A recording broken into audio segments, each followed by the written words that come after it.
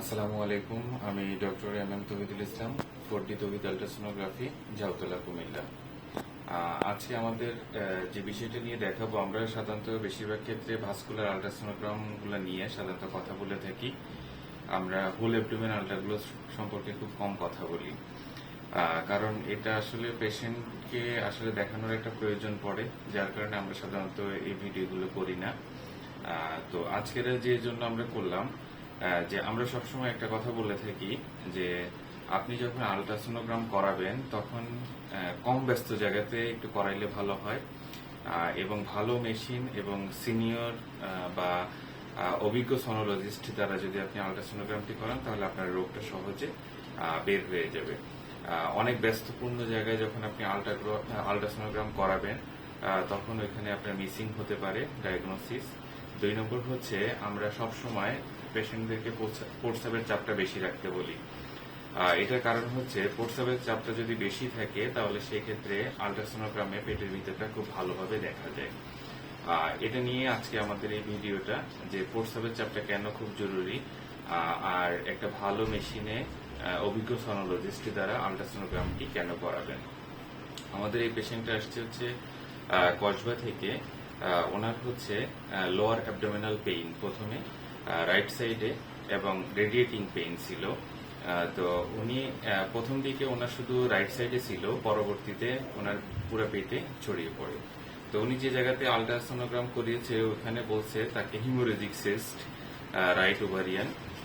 কিন্তু আমরা যখন আলট্রাসোনোগ্রাম করতে গেলাম তখন আমরা দেখলাম যে ওনার রাইট কিডনির ভিতরটা ফুলে আছে, পানি জমে আছে।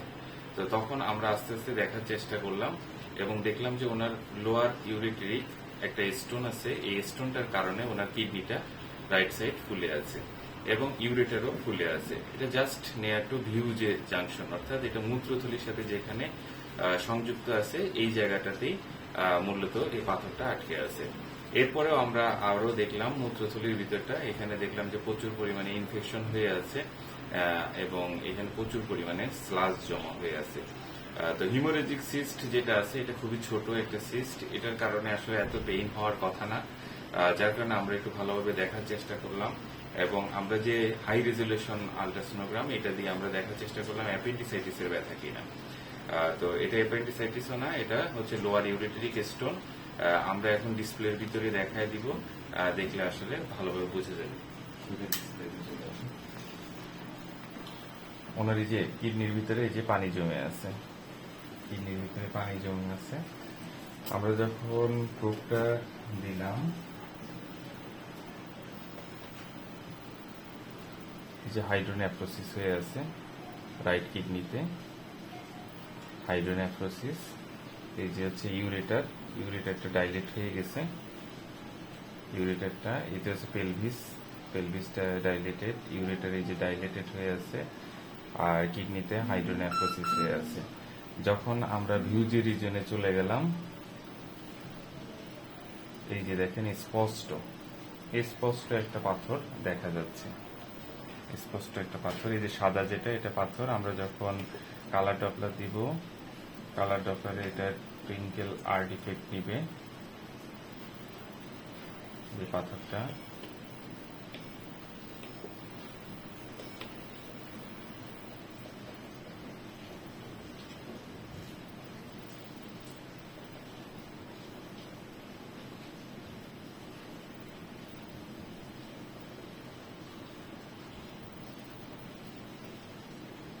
এই যে আর্টিফেক্ট নিচ্ছে, এটাকে আমরা বলি টুইঙ্কেল আর্টিফেক্ট। একদম ক্লিয়ার দেখা যাচ্ছে। কিন্তু উনি যে হাসপাতালে পরীক্ষা করিয়েছিল ওখানে আসলে এই পাথরটা তারা খুঁজে পায়নি, হয়তোবা ওনার প্রস্রাবের চাপ কম ছিল, যার কারণে এই পাথরটা খুঁজে পাওয়া যায়নি, অথবা পেটের ভিতরে প্রচুর গ্যাস থাকার কারণে এই পাথরটা খুঁজে পায়নি, বা যে কোনো কারণে হতে পারে, মেশিনের দুর্বলতার কারণে হতে পারে, বা অনেক পেশেন্ট থাকার কারণে অনেক সময় হয় কি খুব তাড়াতাড়ি আলট্রাসোনোগ্রাম গুলো করা লাগে, সেক্ষেত্রে এরকম মিসিং হতে পারে। এই যে টুইঙ্কেল আর্টিফেক্ট একদম ক্লিয়ার দেখা যাচ্ছে। যখন আমরা কালার ডপলারটা উঠাই দিচ্ছি তখন একদম স্পষ্ট সাদা একটা পাথর দেখা যাচ্ছে।